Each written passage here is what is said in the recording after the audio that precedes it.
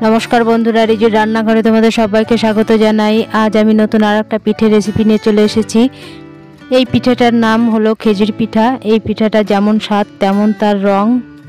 এই ধরনের পিঠা আগে কখনো কেউ কোনোদিন খায়নি বা দেখেনি। তাহলে চলো বন্ধুরা এই পিঠাটা আমি কিভাবে তৈরি করলাম প্রথম থেকে শেষ পর্যন্ত দেখার অনুরোধ রইল। কড়াইতে দিয়ে দেব দুধ। এই দুধটাকে ভালো করে জাল করে নেব। দুধটা ভালো করে ফুটে গেছে। এই দুধের ভিতর দিয়ে দেব আমি খেজুরের পাটালি গুড়। দুধের সঙ্গে পাটালিটা ভালো করে আমি মিশিয়ে নেব। দুধ আর গুড়ের ভেতর দিয়ে দেব নারকেল কোড়া। এই নারকেলটা দিলে খুব টেস্টি হয়। এবার দিয়ে দেব 2 চামচ সাদা তিল।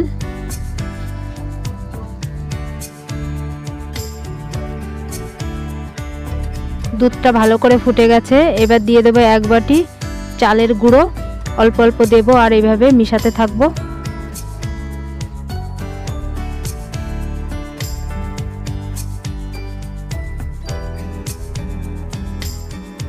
এইভাবে নেড়েচেড়ে একটা শক্ত ডো তৈরি করে নেব আমি। ডোটা আমার তৈরি হয়ে গেছে। এবার আমি নামিয়ে নেব। ডোটা হালকা গরম আছে। এই অবস্থায় আমি একটু ময়দা দিয়ে ডোটাকে ভালো করে একটু মেখে নেব।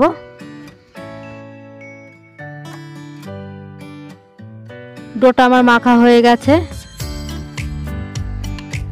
হাতে একটু সাদা তেল মেখে নিয়েছি। এবার এই ডো থেকে একটু লেচি নিয়ে আমি এইভাবে গোল করে খেজুরের শেপ দিয়ে দেব।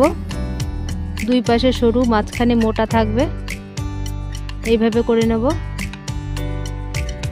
এইভাবে করে নিয়েছি। এবার একটা টুথপিক দিয়ে এইভাবে মাঝখানে একটু দাগ কেটে নেব।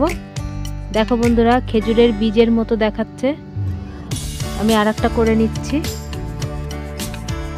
দেখো বন্ধুরা আরেকটা হয়ে গেছে আমার।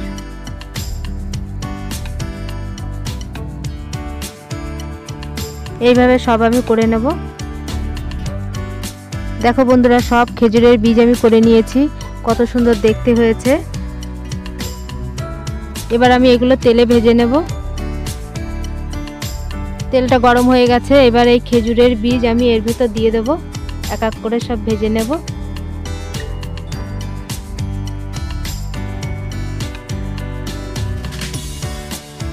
এবার আমি উল্টে দেব। এই উল্টে পাল্টে আমি লাল লাল করে ভেজে নেব।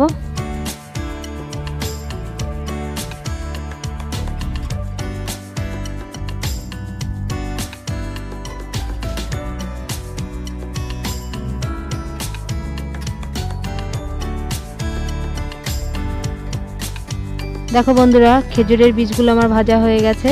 এবার আমি নামিয়ে নেব। কত সুন্দর হয়েছে দেখতে।